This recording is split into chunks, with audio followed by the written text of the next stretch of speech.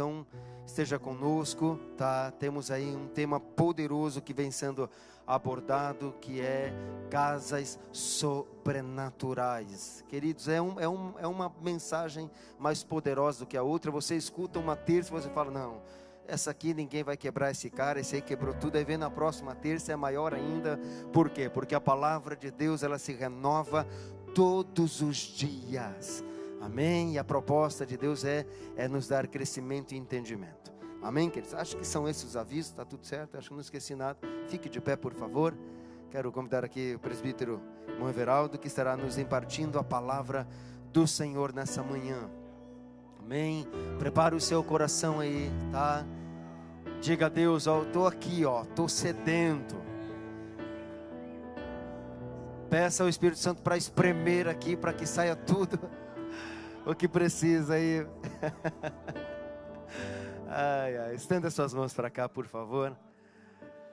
Pai eterno, Deus de toda a existência, Senhor dos nossos corações, obrigado, Senhor, por esse tempo. Obrigado, papai querido, pelo privilégio, pela liberdade, Senhor, de podermos, papai querido, estar na sua casa, louvando ao Senhor, sem amarras, sem limitações, sem imposições, Senhor, mas com entendimento, com gratidão, com coração desejoso, sedento, Senhor.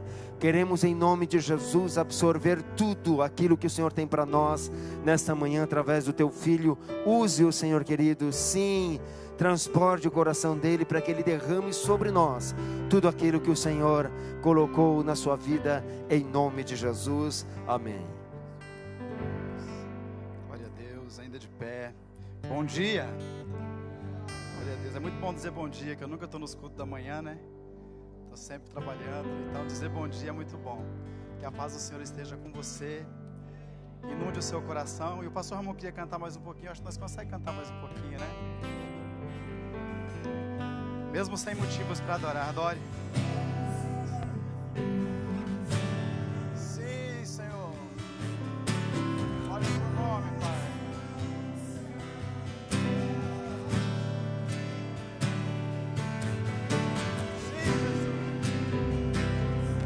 Isso. São suas coroas.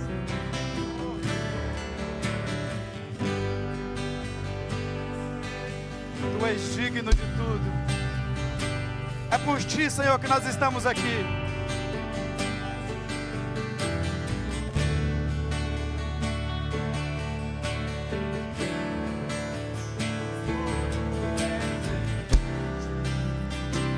Para ti, Senhor, tua é a glória. Oh, aleluia!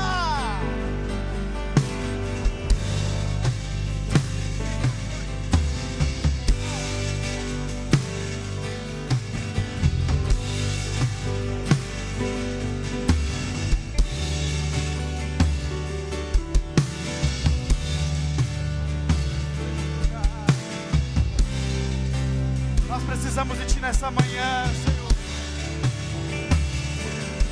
Tua é a glória. Aleluia!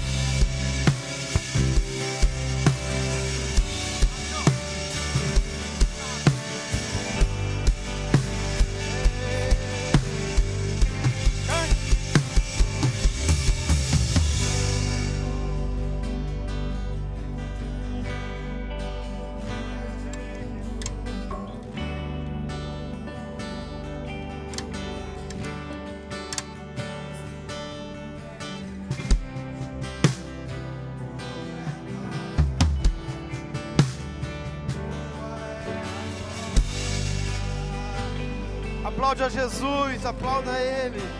Só Ele é digno. Só Ele é digno. Só Ele. A gente não canta assim só para poder deixar de ficar nervoso não, tá? A gente canta assim porque Ele é digno de nossa adoração. Para falar a verdade, eu ainda continuo nervoso, então abre a sua Bíblia comigo em Gênesis capítulo de número 3. Quando o irmão Reginaldo fala que aqui tem um peso muito grande, ele não está brincando, gente. É verdade. É porque nós tememos a Deus e sabemos a responsabilidade que é ministrar a sua palavra. As sentenças proferidas por nós aqui podem conduzir homens ao céu, mas também pode conduzir pessoas ao inferno. Nosso equívoco pode até fazer alguém preparar uma montanha de fogo, né, pastor Lúcio? Para queimar o pregador antes dele subir aqui, para acabar logo com as heresias. Deus é bom. Gênesis capítulo 3, versículo de número 7. Santo, santo é o Senhor. Obrigado, Jesus, por essa manhã maravilhosa. Glórias a Deus. Glórias a Deus. E os olhos de ambos foram abertos. Eles souberam que estavam nus. E coseram folhas de figos e fizeram para si aventais. Eles ouviram a voz do Senhor Deus andando pelo jardim no frescor do dia. E Adão e sua mulher se esconderam da presença do Senhor Deus, entre as árvores do jardim. E o Senhor Deus chamou a Adão e lhe disse: onde tu estás? E ele disse: eu ouvi a tua voz no jardim, e tive medo, porque eu estava nu e me escondi. E ele disse: quem te contou que estavas nu? Tendes tu comido da árvore da qual eu te ordenei que não comestes? E o homem disse: a mulher que tu me destes para estar comigo, ela deu-me a árvore e eu comi. Se assente, por gentileza.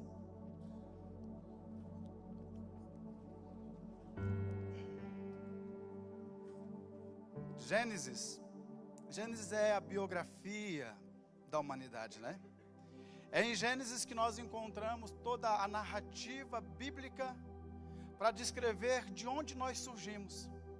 Se em Apocalipse nós encontramos a nossa nova Jerusalém, a proposta da salvação para aqueles que venceram, nós temos que saber que só existem esses escritos em Apocalipse, porque um dia o homem se perdeu, porque um dia o homem caiu.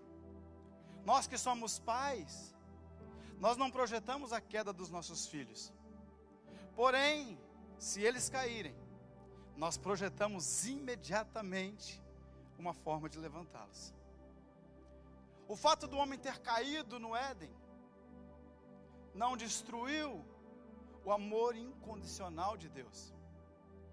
Pelo contrário, causou em Deus um mover da originalidade para trazer o homem de volta para o lugar de onde ele nunca deveria ter saído. Eu gosto da ideia de que se Adão tivesse entendido isso, a frase que nós encontramos e que nós lemos aqui, partida da boca de Deus dizendo: Adão, onde estás? Não existiria nos escritos de Gênesis. Porque se Adão tivesse entendido isso, essa frase seria Adão dizendo: Deus, onde tu estás? Nós bem sabemos que Deus, Ele criou o homem do pó da terra, mas anterior a isso, Deus criou a subsistência do homem. Deus criou a base para o homem. A Bíblia diz que ao vernáculo de Deus as coisas começaram a surgir. As raízes, os frutos, os mares, a água, o sol, tudo passou a existir através da boca de Deus. Para quê? Para que quando Deus criasse o homem já tivesse a sua subsistência.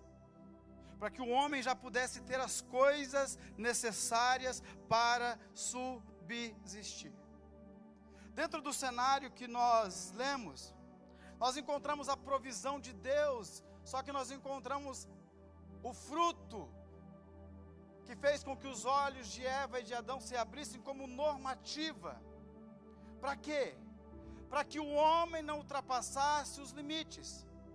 Amor não está condicionado a uma robotização. Não dá para tudo que nós projetamos em nosso favor submete-se ao nosso controle. O homem não é um brinquedo controlado nas mãos de Deus. O homem tem sentimento, e sentimento é algo exercitável. E eu exercito o amor quando eu deixo de praticar o mal. Mas quando eu deixo de praticar o amor, automaticamente eu passo a praticar o mal. Então Deus cria a constituição do Éden. Dentro do Éden, Deus planta uma árvore. Essa árvore é o fator limitador do homem. Até aqui o homem pode ir. E eu tenho certeza que você já ouviu muitas pessoas perguntarem: por que Deus fez isso? Por que Deus criou uma bifurcação para o homem? Por que Deus não criou um caminho único, reto, para que o homem não se desviasse dele? Eu sei que você já deve ter se perguntado isso. Eu também já me perguntei. Mas eu sempre soube que Deus criou o caminho. No entanto, que o caminho se manifestou dizendo: eu sou o caminho, eu sou a verdade e eu sou a vida. A questão é que tudo é uma questão de decisões. É uma questão de partir de mim o que eu quero para a minha vida. O que aconteceu no Jardim do Éden é que Eva e Adão, porque a Bíblia diz que Adão, quando viu Eva, disse que aquela era ossos dos seus ossos, carne da sua carne. Sendo assim, isso tornou os dois uma só pessoa. Então logo eu prefiro acreditar que ambos erraram mutuamente. É como um casamento que se quebra e a gente quer achar o culpado. Ambos são culpados. Ambos são culpados. Em alguma área eles erraram. A serpente persuadiu Eva a quebrar a única regra do jardim. E aqui eu aprendo que Eva não teve apenas os seus valores nutricionais quebrados. A Bíblia diz que essa fruta ela tinha no mínimo 3 características: era agradável aos olhos, boa de se comer, mas que também trazia entendimento. Logo, não foi apenas os princípios nutricionais que se corromperam aqui, mas também os valores morais. Por quê? Porque quando ela olha, ela se contamina, mas quando ela participa, ela se torna parte integrante daquele fruto. Com isso, a cultura do céu agora está contaminada com a cultura das trevas. Há aqui um comprometimento no reino de Deus. A ideia cultural do reino de Deus se contaminou, eu vou repetir isso, com a cultura das trevas. Os olhos de Adão não são mais apenas para Eva. Agora Adão começa a olhar para si. Imagina, o cara estava sozinho, nunca olhou para ele. Agora que ele tinha uma mulher perfeita na frente dos olhos, ele deixa de olhar para ela para olhar para si, ao cometer esse ato pecaminoso. Adão descobre que está despido. E algo saltou aos meus olhos ainda nessa introdução, que o problema não é quando eu descubro que estou nu. O problema é quando eu descubro que não sou mais a pessoa que Deus criou. Porque Deus formou Adão do pó da terra, nu. Deus nunca deixou de relacionar-se com Adão pela sua nudez. Adão nunca percebeu que estava nu. Adão percebeu que estava nu porque agora Adão olhou para ele mesmo e descobriu que ele não era mais a pessoa que Deus criou. Porque quando eu olho para mim, eu preciso encontrar Deus. Mas se eu olhar para mim e não encontrar Deus, então eu percebo que eu estou nu. Nudez também significa indefeso, estar indefeso, estar desprotegido, ao relento.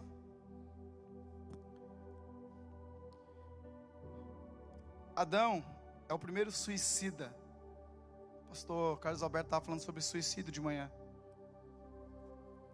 É o primeiro suicida da Bíblia. Por quê? Porque um homem, quando chega, pastor Jefferson, ao ato de tirar a sua vida física, espiritualmente ele já se suicidou faz muito tempo. Nós estamos impactados, pastor Rude, ao ver homens se suicidarem tendo uma vida dentro da igreja. Adão fez isso dentro do paraíso. Não se engane.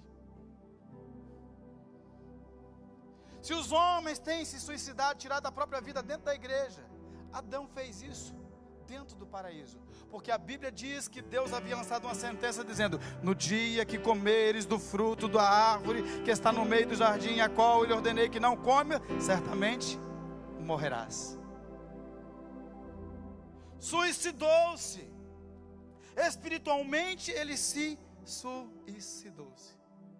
Por isso que eu gosto de afirmar que o filho pródigo, ele não se perdeu quando saiu de casa. Ele se perdeu quando saiu do pai. Por isso que ele voltou. Porque ele nunca saiu do pai, ele saiu de casa. Por isso que quando ele fala levantar-me-ei, ele não fala levantar-me-ei, irei para casa. Ele levantar-me-ei e irei ter com meu pai. Ele não volta para casa, ele volta para Deus. Perdido era quem estava em casa, porque quem estava em casa não tinha o pai. Esse sim. Então perdido não é o homem que está lá no mundo, perdido é o homem que perdeu Deus. Tem muita gente aí fora nas ruas que tem mais Deus do que eu e você. Ele pode ter perdido o conforto de um lar, mas não perdeu o aconchego do pai. Não perdeu o cheiro do pai, ele continua se relacionando. Eu vi um vídeo de pessoas drogadas na rua, que a adoração deles superava em muito a nossa. Um relacionamento invejável. Embora longe de casa, mas todos os dias tentando voltar para o pai. O homem que não acredita mais no relacionamento com Deus, deixou de viver.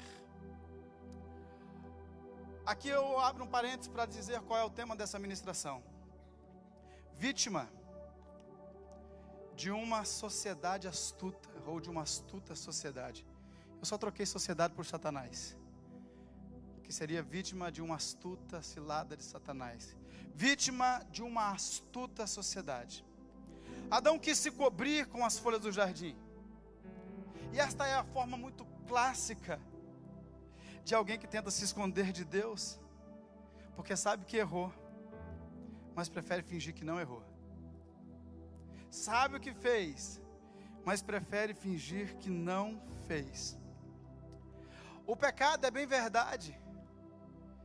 Ele nos apresenta a nossa fragilidade, como eu já disse. E quando nós percebemos isso, nós queremos se esconder. Mas a pergunta é: dá para se esconder de Deus? Não dá para se esconder de Deus. A tradução que eu tenho anotada aqui no meu esboço não é escondeu-se de Deus. Diz assim: e escondeu-se Adão e sua mulher da presença do Senhor. Essa tradução me fez entender algo. Porque nessa tradução eu estou entendendo que eu não preciso me esconder de Deus, que não dá para se esconder dos olhos de Deus. Mas é possível esconder-se da presença de Deus. Porque é possível que Deus esteja vendo você todos os dias do alto, mas quando eu olho para você eu não vejo a presença de Deus na sua vida. Então, embora Deus esteja te vendo, a presença de Deus não é mais vista em você. Então você está escondido, distante da presença de Deus. A presença de Deus não se manifesta na minha vida, então eu estou longe da presença de Deus. Deus, ao vir ao encontro de Adão, ele me ensina algo muito poderoso. Por quê? Porque quando Deus vem ao encontro do homem, ele vai ao encontro do homem porque ele quer saber onde o homem está. Só que quando Adão diz o que aconteceu, ele vai dizer assim: eu tive medo. Por quê? Porque eu estava nu. O ato de esconder nos dias atuais é quase impossível, porque não dá mais para se esconder do mundo, porque nós estamos o tempo todo somos monitorados, transmitido nas lives, as câmeras em tudo que é lugar, então não tem como se esconder do mundo. Mas nos dias em que os homens estão mais expostos nas redes sociais, é o dia em que eles estão mais tentando esconder a sua vida de Deus. Conseguem ter uma vida pública, conseguem ser vistos do outro lado do mundo pelas pessoas. Mas será que eles são realmente quem as câmeras mostram? Será que realmente o que tem dentro deles é visível a uma mídia? Será que o que tem dentro do meu coração é possível ser visto por uma câmera? Será que a minha foto com a minha esposa no perfil do Facebook realmente identifica quem eu sou com ela? Há abraços e beijos, declarações de textos enormes, mas esse cara sou eu? Ou eu estou apenas tentando me esconder de Deus? A Bíblia diz que Jacó um dia chegou diante de seu pai, colocou uma pele de animais para dizer que era o filho que merecia ser abençoado, mas a Bíblia diz que diante do pai, o pai olha para ele e fala assim: o estereótipo é de Esaú, mas a voz é de Jacó. Ele tentou se esconder para ser abençoado. Quantos de nós temos tentado fazer isso? Nesse dia Adão aprendeu a funcionalidade de mais uma árvore que tinha no jardim, Álvaro. A árvore que ele se escondeu atrás. Se existia uma árvore do fruto da vida e existia um do conhecimento entre o bem e o mal, esse dia Adão encontrou mais uma funcionalidade, mais árvores funcionais, as árvores que nós nos escondemos atrás delas.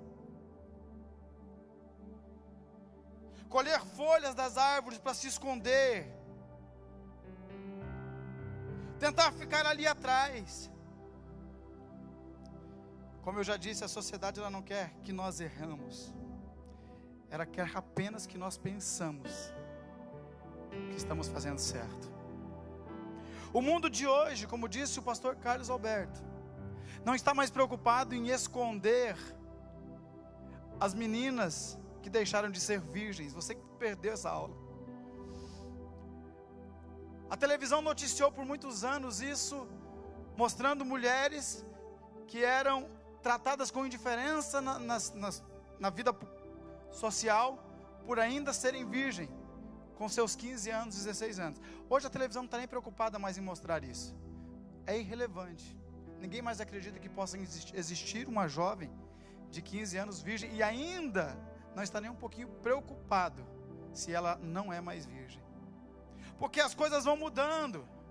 A intenção da sociedade, por isso que eu digo que o tema do meu sermão é bem confrontante nessa questão de astuta cilada da sociedade. Porque a sociedade hoje, o que ela quer? Ela quer que eu continue dentro da igreja, porém escondido atrás de alguma coisa.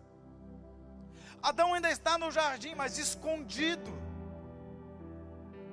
Ele ainda está no lugar que Deus se manifesta, mas está escondido. Criou um mecanismo natural para se esconder. Perceber que está nu também é perceber que está indefeso. Quando Deus perguntou a Adão o que tinha acontecido, Deus estava dizendo assim: por que é que você está se sentindo indefeso? Quem te expôs, meu filho? Quem tirou os teus olhos de mim? Se o homem olhar para ele, sempre vai se sentir indefeso. Agora vem o pior de tudo isso. Porque logo depois, Vanessa, que nós nos escondemos da presença de Deus, mesmo estando no ambiente de Deus, nós nos tornamos moralistas.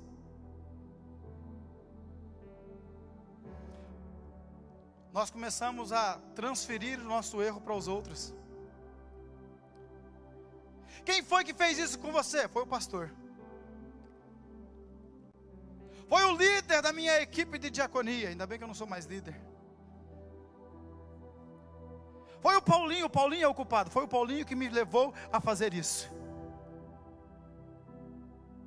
Eu achei que eu estava bem vestido aqui na igreja. Eu achei que eu tinha créditos nessa igreja. Mas alguém expôs a minha nudez.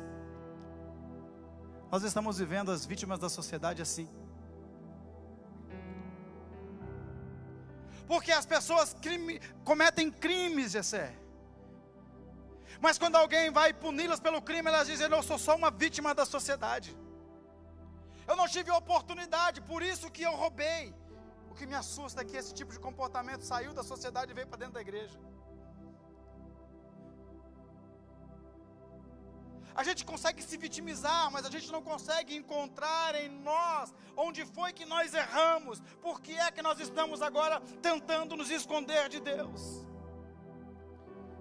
Ontem eu dizia no GR lá em casa um texto do apóstolo Paulo, quando ele diz que Cristo morreu para salvar os pecadores, do qual eu, Everaldo, sou o principal deles. A pergunta é: porque eu tenho mais pecados que você? Ou porque eu sei que você peca menos do que eu? Negativo. Eu não sei quanto você peca. Eu não estou dizendo que eu tenho mais pecados do que você, mas eu estou dizendo que eu consigo olhar para mim e saber que eu sou um grande pecador, porque eu não preciso balizar o teu pecado para poder justificar o meu. Não, eu sei que eu sou o principal dos pecadores. Cristo morreu por mim. Eu não preciso me esconder. O que acontece nessa geração é que as pessoas estão apenas vivendo dentro da igreja, se escondendo de algumas coisas. Eu me lembro do dia, se o pastor Ramon não estivesse aqui, ele ia lembrar, de um conhecido nosso, que já é até falecido, que foi para a igreja. Pensa, o homem até conseguiu entender a Bíblia. Só que o dia que tentaram matar ele, a hora que a Bíblia caiu no chão, ele tinha uma arma dentro da Bíblia. E esse é um dos casos que a gente sabe. Por quê? Porque ele estava no mecanismo de defesa. O nosso problema é exatamente esse, é quando nós entramos no mecanismo de defesa. E então nós queremos nos proteger de Deus. Quando Adão se esconde atrás da árvore do jardim, sabe o que ele está dizendo? Ele está dizendo assim: eu sei que eu errei, mas eu não quero me arrepender. Porque logo que eu sei que eu errei, o que eu faço? Eu me rendo. Nós cantamos aqui: eu me rendo. Eu não me rendo porque eu sou inocente, eu me rendo porque eu sou culpado. Eu não tenho motivo para me render à justiça, à polícia, eu não fiz nada de errado. Eu me rendo porque eu sou errado. Eu me rendo porque eu não posso me esconder atrás de alguma coisa, eu preciso me esconder em Jesus. Ele é o meu esconderijo, Ele é o teu esconderijo.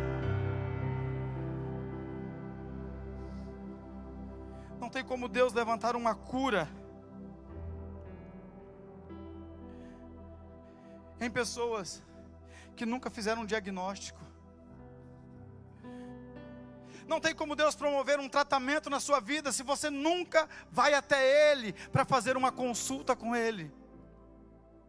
Sabe aqueles velhinhos que vão ao médico, e aí o médico fala para ele que ele está com um câncer grave, e ele volta para casa e fala para a esposa que ele pegou um resfriado, porque ele não quer se submeter ao tratamento. Ele sabe que está à beira da morte, mas ele prefere omitir o que está acontecendo, porque ele não quer se submeter ao tratamento. A maioria de nós tem alguma coisa escondida aqui dentro. A maioria de nós se esconde atrás de árvores do jardim. A Bíblia diz que um dia Jesus encontrou Pedro lavando as redes, e eu tenho certeza que você conhece essa história. A Bíblia diz que Jesus chamou Pedro e falou assim: Pedro, vamos ao alto mar. Agora tem até uma música aí, não é mais alto mar, ficou bonito agora, é mar alto, né? Agora ficou chique. Vai-te ao alto mar, e a Bíblia diz que chega no alto mar o Pedro, desapontado pela noite de pesca, frustrado, sem nenhum peixe no barco. Lança as redes, e quando ele lança a rede vem cheia de peixe. Eu comigo, coisa minha, particular minha. Eu imagino que Pedro olha dentro dos olhos de Jesus e não entende nada. Como? Passei a noite inteira aqui, como?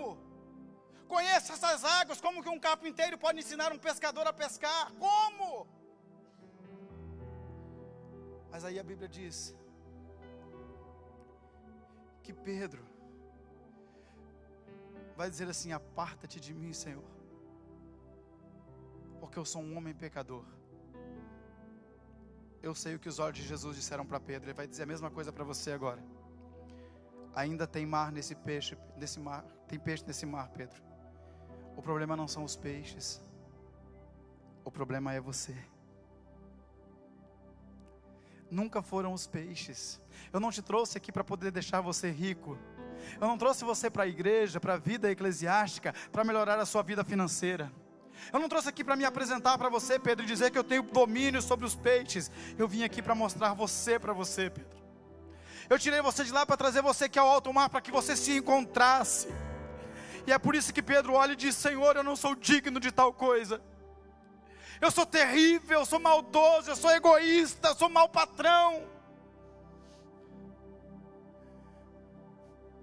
Quantos homens estão assim escondidos?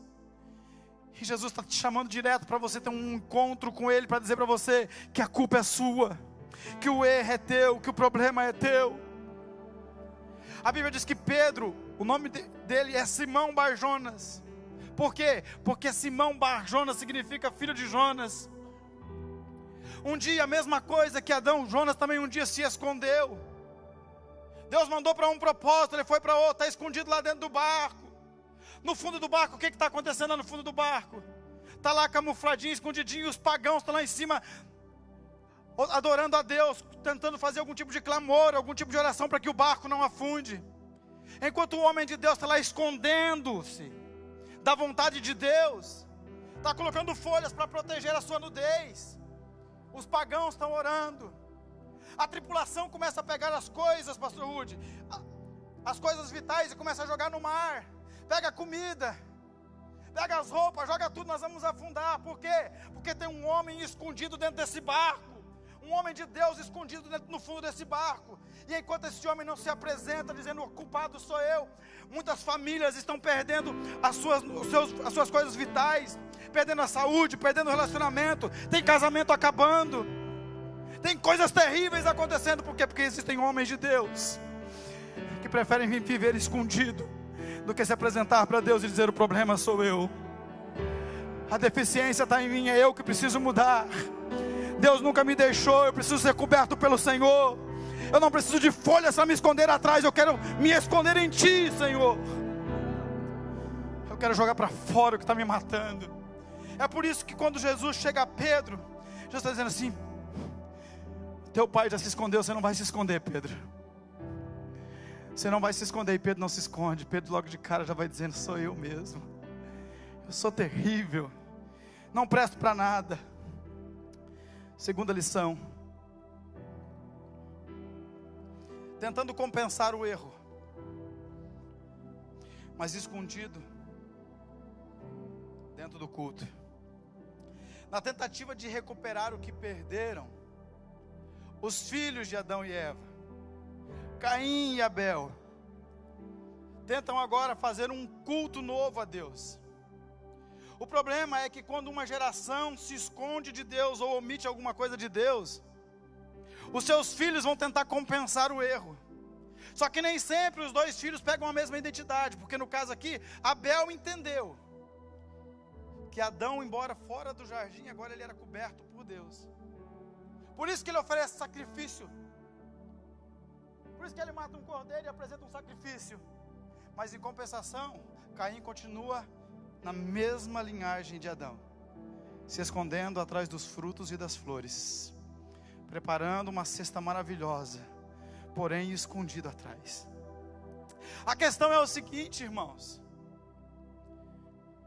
nesse culto de Abel e Caim, há uma coisa terrível, porque é uma divisão de culto. Sabe o que Caim está querendo fazer? Caim está querendo oferecer um culto melhor do que Abel. Eu não sei se você está me entendendo. Não dá para vir ao culto para oferecer um culto melhor do que o pastor Ramon. Eu não posso vir à igreja, Reginaldo, e querer degladiar com o meu próximo. Não, porque o Reginaldo não trouxe uma boa palavra de oferta. Se fosse eu ia melhorar essa palavra. Não, eu não vim aqui para oferecer um culto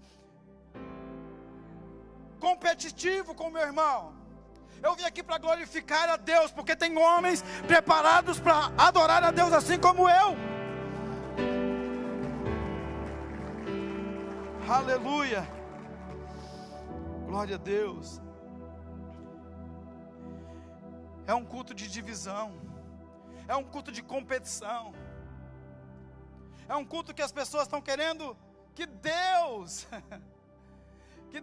é como se Caim estivesse dizendo assim: não é a questão por que Deus recebeu o culto de Abel.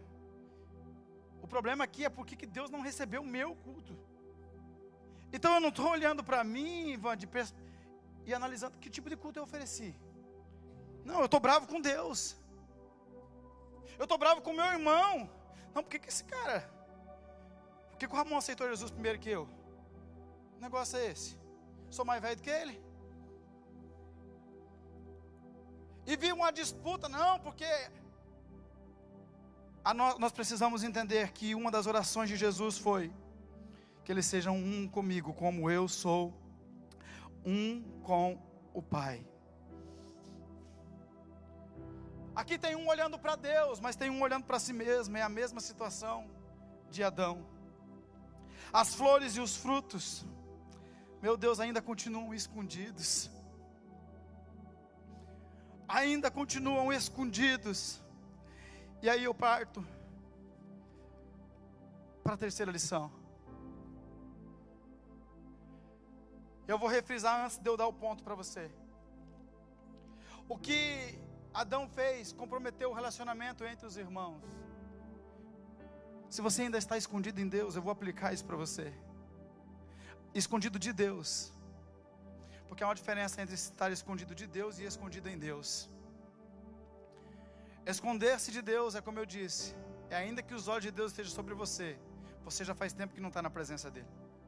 Você não reflete a presença dEle.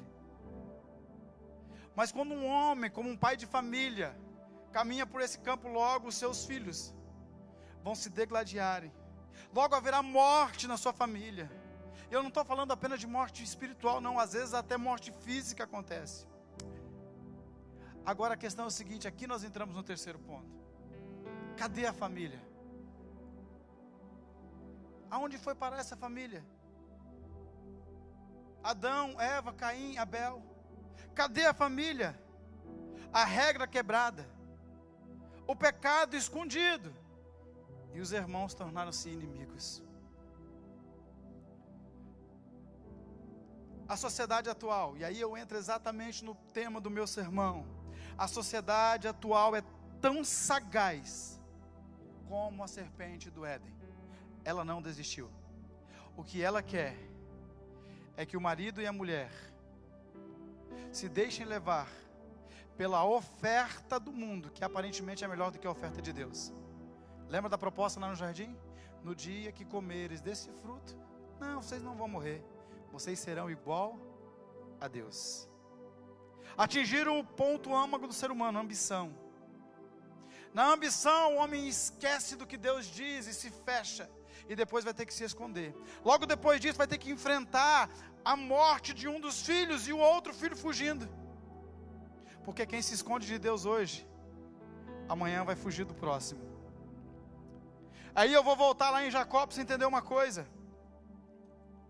Jacó, quando fugiu do seu pai, do seu irmão, melhor dizendo, quando se escondeu atrás de vestes, ele teve que fugir.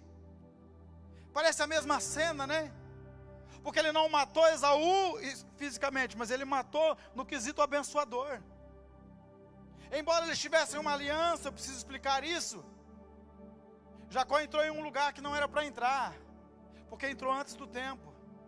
Não esperou o tempo de Deus para a sua vida. Deus havia estabelecido que o menor serviria ao maior, ou que o maior serviria ao menor. Só que nisso ele vai ter que fugir do seu irmão. E nessa fuga, as coisas se complicam. São 21 anos longe de casa. Aí a Bíblia narra a história de que ele está voltando. É linda a história de Jacó voltando. Encontro com Deus no Val do Jabó. Aquela pergunta que você conhece bem, que Deus vai perguntar para ele. O anjo, figura clássica de Deus. Qual é o teu nome? Quando ele diz eu sou Jacó, a gente já fala assim, admitiu quem era, né? Tirou as vestes da frente. Só que é mais do que isso. Sabe por que muitas vezes nós nos escondemos? Porque nem sempre o que está em nós é bom aos nossos olhos. Eu fico pensando que Jacó ele não está apenas dizendo assim, eu enganei meu pai. Não, é mais do que isso. Para mim Jacó não está apenas assumindo que é enganador. Jacó está dizendo assim, por causa do que eu fiz, eu não tive oportunidade de ver os meus pais, eu não fui no velório do meu pai, eu não enterrei meu pai. Pensa o que é isso, Ramon? Você que teve que velar o teu pai. Fique imaginando isso no teu coração. Eu fico imaginando Jacó está dizendo assim: eu faz tempo que não vejo a minha mãe, faz 20 e poucos anos que eu não vejo meu irmão. Está abrindo o coração às vezes para mostrar as feridas, mas também para revelar as consequências delas. Abrir para fora, parar de se esconder do mundo. Para que se esconder dos outros, se Deus já sabe quem nós somos? Não há necessidade disso. Eu quero ilustrar isso para você. A Bíblia diz que até o dilúvio davam em casamento e casavam-se. De repente veio o dilúvio, acabou. Por que acabou? Porque só sobrou a família de Noé. Noé e sua esposa, seus filhos e suas noras entram na embarcação. E eu fiquei pensando sobre isso. A gente também trata isso lá no nosso GR, sobre famílias. Deus falou muito forte ao meu coração. Por quê? Porque como que o casamento de Noé subsistiu? Porque Noé era romântico? Comprava bombonzinho? Tinha dinheiro? Levava a mulher para poder almoçar depois do culto? Não. Sabe por que o casamento de Noé é o único casamento que subsiste?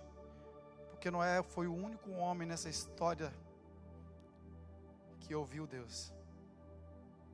A base do relacionamento de Noé é porque enquanto todo mundo estava chamando ele de louco, ele ouvia Deus. O que faz um casamento ser sólido, eu vou te explicar já porque eu estou entrando em relacionamento. O que faz um casamento permanecer sólido não é as suas declarações de amor. As suas declarações de amor, elas servem para uma coisa. E você sabe para que é. Eu não preciso te dizer. Porque você não está fazendo declaração de amor, alguma coisa está faltando na sua vida. Se você pensar bem, você vai ver que tem alguma coisinha escondida aí no fundo do teu coração. O que faz um casamento ser sólido é um homem disposto a ouvir Deus. Chamam de louco, mas ele diz: eu vou construir. Deus falou para mim construir. Eu vou construir isso aqui, porque quando vier o dilúvio, vai acabar tudo, vai acabar a casa, vai acabar dinheiro, vai acabar a declaração de amor. A única coisa que vai subsistir após o dilúvio são as pessoas que ouvem Deus. Um casamento fora de Deus não subsiste nem ao menos uma chuva de pedra, igual aquela que nós tivemos no Porto Meira. Quem dera um dilúvio. Agora, um homem que ouve Deus, pode vir qualquer dilúvio que vier, o casamento dele permanecerá firme, a família dele permanecerá segura. Pode até ser chamado de louco, mas vai ter estabilidade. É através de homens assim, pastor Ruge, que Deus repovoa. É através de homens que ouvem a voz de Deus, que Deus começa uma nova história, uma nova nação. A exemplo disso, nós estamos aqui. Através de homens como o pastor Adalberto, pastor Ramon, pastor Osni, pastor Rude, homens que ouviram a voz de Deus. E hoje nós estamos aqui construindo a nossa arca, restaurando muitas famílias, muitos casamentos, ministrando pessoas, trazendo cura. Homens que ouvem Deus. Só que todas as vezes que um homem ouve Deus, a serpente se apresenta, a sociedade se apresenta. Todo dia, no final do dia, Deus desce para se relacionar com Adão. Eva percebe: não, esse homem está muito perto de Deus, eu vou tentar separá-los. Eu vou tentar. É isso, a sociedade não. Escuta, a sociedade não quer. Ela nunca vai conseguir fazer que Deus deixe de existir. Ela vai fazer você pensar que Deus não existe. Ela vai fazer você pensar que Deus mentiu para você, que Deus é uma farsa, porque ela é muito sagaz. Ela continua funcionando hoje. Ela só deixou de ser Satanás para ser ideologia, para ser uma sociedade, entre aspas. Agora o que acontece? Noé agora é o homem que Deus vai levantar para repovoar o céu, para reconstruir a cultura que foi perdida lá no jardim do Éden. Só que daí a Bíblia diz que logo depois diz que Noé faz. Noé se empolga com a ideia, planta uma vinha, vai se embriagar dessa vinha, e agora Noé se encontra na mesma condição de Adão, nu. Noé volta para a mesma condição em que Deus encontrou Adão, nu. Aí a Bíblia diz que um dos filhos, esse filho só pode ser parente do Caim. Primeira coisa que ele faz, ele vê o pai nu, ele já vai correr lá para casa. Olha, o pai bebeu, o pai está nu lá. Vamos expor a nudez dele. Aí a Bíblia diz que vem 2 irmãos, de costa com um tecido, e cobre a nudez desse pai. A questão é a seguinte: eles sabiam que o pai estava nu, sim ou não? Sabiam. Essa mensagem dessa manhã é exatamente para isso, irmãos. Se a sociedade quer expor a sua nudez sem você perceber que está nu, nós como igreja não estamos aqui para poder saber que você está nu e pegar a sua nudez, fazer disso um troféu para nós, não. Nós estamos aqui exatamente para isso, como esses 2 irmãos, para cobrir a nudez um do outro, como Deus cobriu a nudez de Adão. É para isso que Deus nos chamou, para cobrir a nudez um do outro. Às vezes a gente acha que a gente não tem pecado, né? Eu gosto de um livro chamado Obstinado Amor de Deus, em que um pastor vai sentenciar uma de suas ovelhas. Ainda bem que aqui nessa igreja não acontece isso, pelo menos não aqui na frente do púlpito. Mas quando uma pessoa que foi pega em ato, vamos dizer em ato de adultério, eu não me lembro o pecado, mas um pecado grave, trazem ela na frente, coloca aqui na frente, para apresentar para a igreja o que ela fez. Eu vou transliterar para a minha linguagem. Sabiamente o pastor vai olhar para a igreja e dizer assim: vocês sabem qual a diferença entre o pecado dessa irmã que está aqui na frente e o de vocês? É que o dela foi descoberto, e o do restante continua escondido.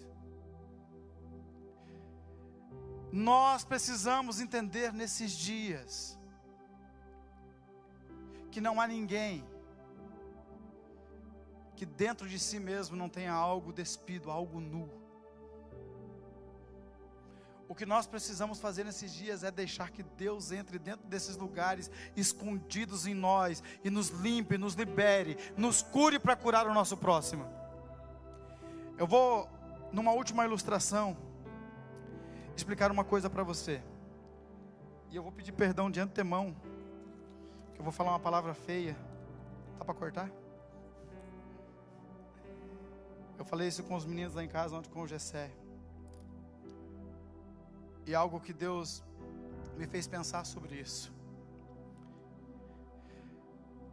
Eu fico imaginando que tipo de instrução Adão deu a Eva. Porque nós estamos vivendo dias, irmãos, que nós temos uma instrução em casa. A Eva não, a Caim e Abel.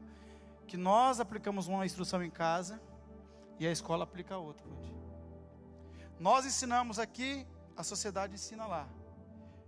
Divergem nesse modelo de ensino. O problema é que muitas vezes, na ideia de construir algo profundo nos nossos filhos, nós queremos superar o que eles ensinam lá. E nós estamos vivendo dias no púlpito dessa igreja poderosos, na festa da igreja, nós ouvimos jovens pregando palavras poderosas aqui, e músicos, meninos que eu vi aqui, que chegou aqui com a gente, nunca pegou um instrumento na vida, hoje são ministros de louvor dessa igreja. Mas baseado nessa palavra sobre a astuta cilada da sociedade. Eu aplico isso numa coisa que eu vivi há 5 anos atrás. Para a gente não fazer como Adão. Adão errou, escondeu o erro, ficou quietinho, não conta para ninguém. Porque não está arrependido do que fez, até que Adão vem, até que Deus vem até ele e resolve o problema.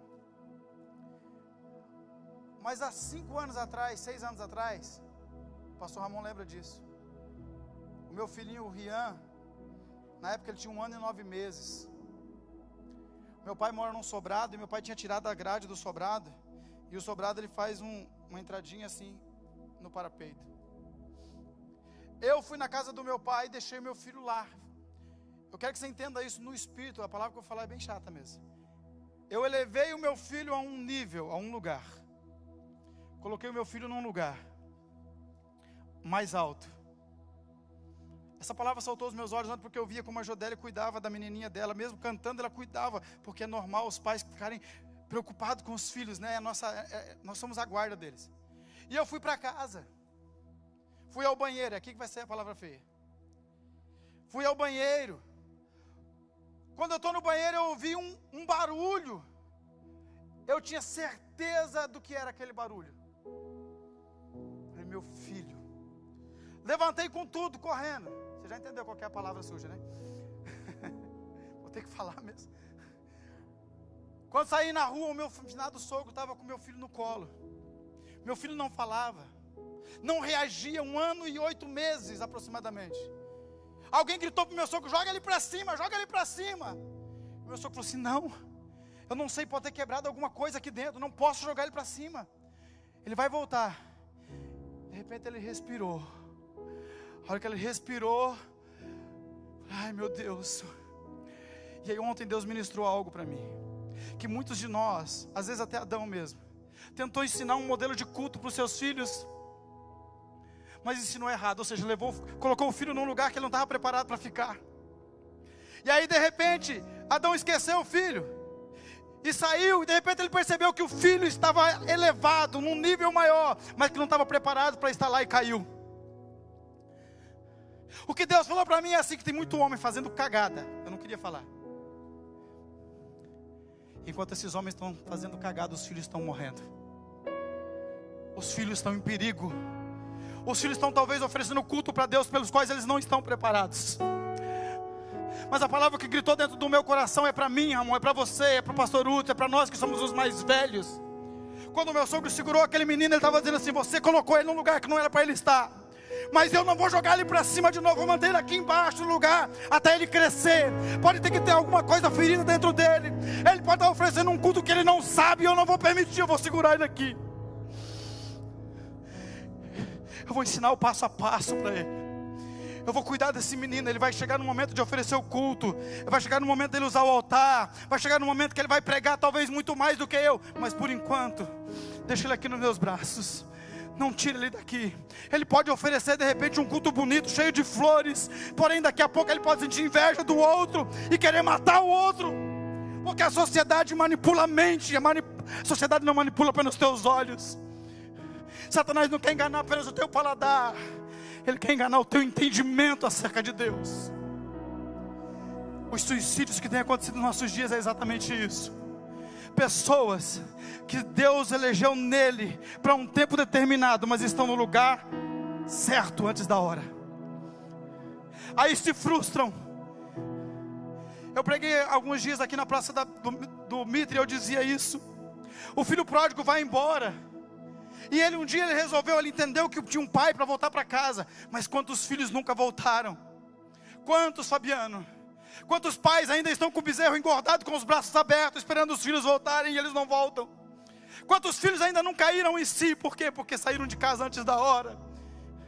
Porque pegaram direito, mas esqueceram-se dos deveres. O resultado é que eles vão amar as cracolândias. O resultado é que eles vão amar a prostituição. E eles vão esconder isso, porque eles não têm nenhuma capacidade de raciocinar, já que alguém colocou eles em um lugar antes da hora. Se formaram do jeito que achava que era correto. Fuja da cilada da sociedade. Não esconda o que você tem dentro de você, achando que você não pode ser exposto na mídia. Alguém mandou uma frase para mim essa semana, eu acho que foi o Flavinho, não sei se ele está aqui. Ele falou assim: não pregue em púlpitos quebrados, mas pregue em corações quebrantados. O que nós precisamos esses dias é olhar para dentro, porque nós vamos encontrar muitas coisas aqui dentro mesmo. Vai ficando de pé, meu horário já foi. Nós vamos encontrar muitas coisas sujas aqui dentro da gente. Quando você olhar para você, você vai falar assim: meu Deus, eu não sabia que tinha tudo isso aqui. Tinha tanta sujeira, tanto pecado, tanta maldade. Onde foi que eu errei? E Deus vai estar dizendo para você: você tirou os olhos de mim. Você parou de olhar para mim, ficou olhando para você. Olha para mim, vem para mim, caminha para mim, fica comigo. Eu brincava ontem em casa, a gente brincou bastante ontem. Daqui a pouco a gente vai sair daqui para uma prova do Fostrans.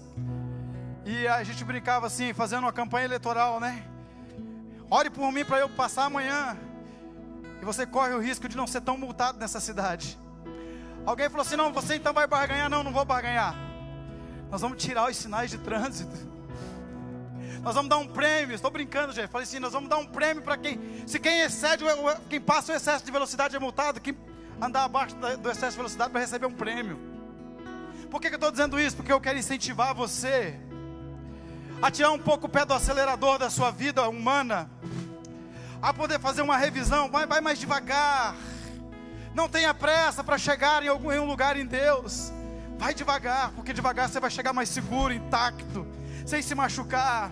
Não corra o risco de cair da sacada da casa. Não deixe o diabo te propor alguma coisa. Não ande por proposta, ande por propósito. Espere em Deus. Feche os seus olhos um pouquinho. Eu já estou terminando.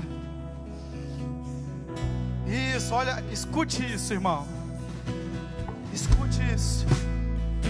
Olha onde você tem que se esconder. Tudo que está oculto precisa sair para fora. Se eu sei que eu tenho pecado, eu vou guardar? Não, irmão, aqui é para guardar o tesouro. Aqui é para guardar o Espírito Santo.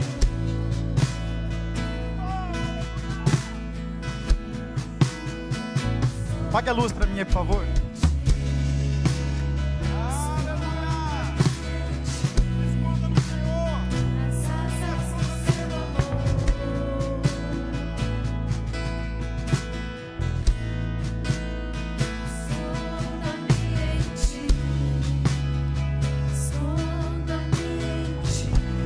Se você quiser sair do seu lugar e vir aqui na frente, nós queremos fazer o que Deus fez. Nós queremos cobrir a sua vida.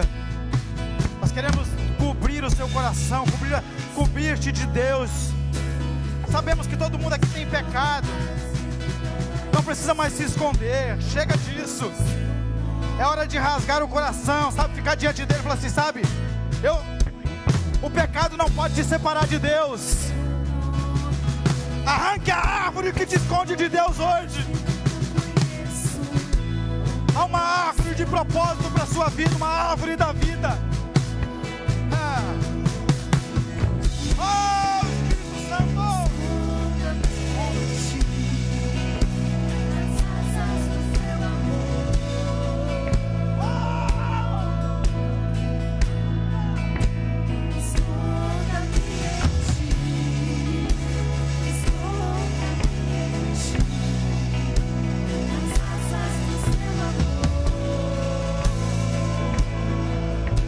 Eu sei que Deus falou com mais alguém nessa noite, eu tenho certeza disso.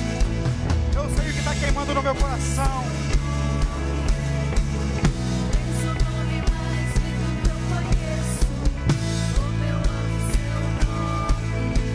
Ah, como eu te amo, Senhor.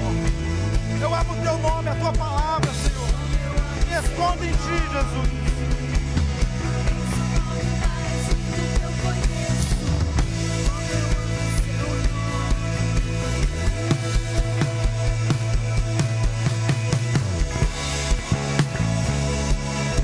Olha o som de Deus na sua vida nessa noite, nessa manhã.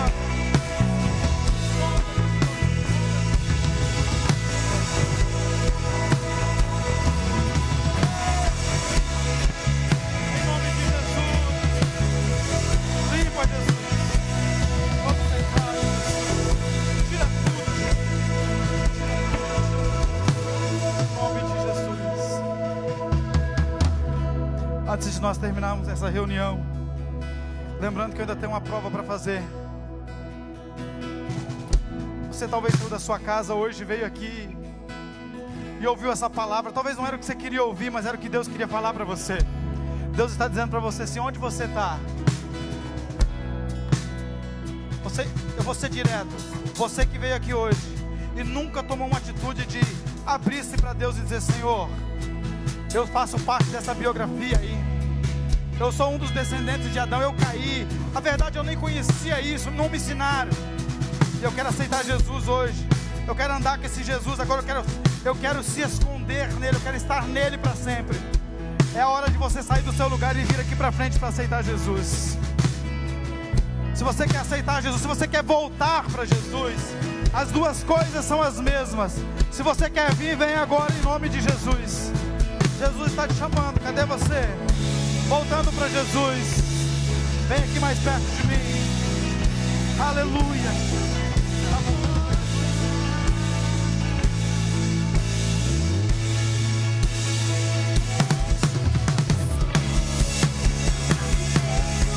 10 anos escondido de Jesus, mas hoje encontrou-se com ele. Você precisa aplaudir demais a ele. Aleluia! Cadê você, a segunda pessoa? Sai do seu lugar.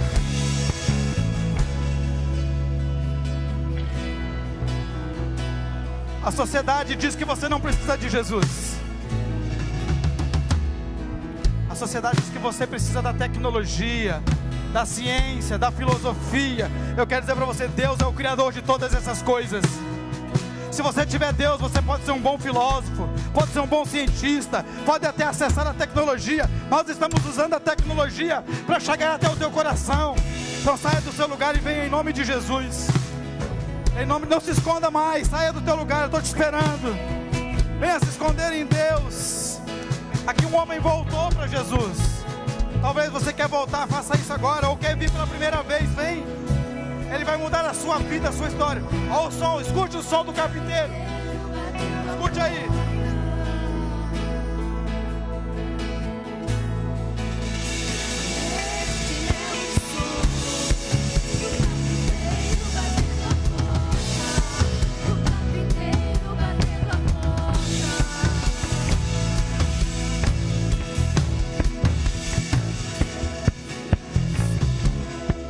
Escute isso.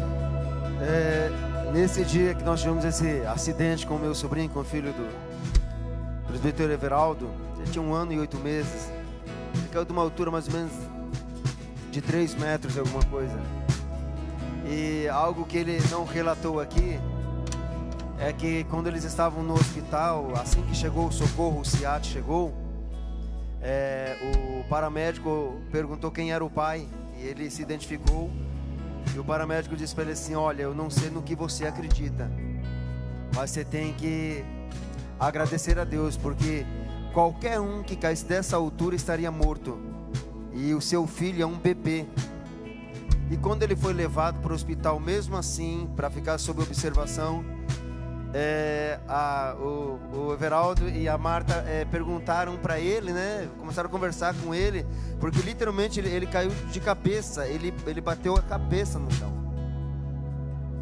E aí, conversando com ele ali, e ele disse assim: não, mamãe, eu não bati minha cabeça, porque quando eu estava caindo, Deus colocou uma mão e segurou minha cabeça para mim não bater minha cabeça no chão. Ninguém havia combinado nada com ele. Uma criança, um bebê de 1 ano e 8 meses que mal falava, e disse: uma mão segurou a minha cabecinha para mim não bater minha cabeça no chão. E naquele dia, quem estava com ele naquele exato momento, que o Everaldo não citou, que era o irmão dele. E por que eu estou dizendo isso? Porque eu sei que tem alguém aí na nave da igreja, que você já esteve na casa do Pai, muito pequeno, muito tempo na fé, e havia alguém maior do que você que deveria cuidar de você e não cuidou direito, e você caiu. E sabe o que está no teu coração hoje? Como é que eu vou voltar para um lugar onde deveriam ter cuidado de mim? Eu caí, mas a sua queda era para ter te matado, mas Deus colocou a mão para que você não morresse. E Deus está dizendo para você hoje: eu te guardei para que você voltasse aqui hoje, porque você precisa voltar para casa. Saiba que a verdadeira proteção não vem dos seus irmãos mais velhos de fé, vem de mim. Quem te guarda, quem te segura, quem te protege de verdade sou eu. Você tem que confiar em mim. É isso que Deus está dizendo ao seu coração. Então eu sei que eu fui muito claro. Se há alguém nessa manhã, nessa condição, e que precisa voltar agora para a casa do Pai, entenda uma coisa: toda vez que você cair, o Pai vai te segurar no colo e vai dizer: é de mim que você precisa. Pessoas erram, pessoas falham, mas eu não falho.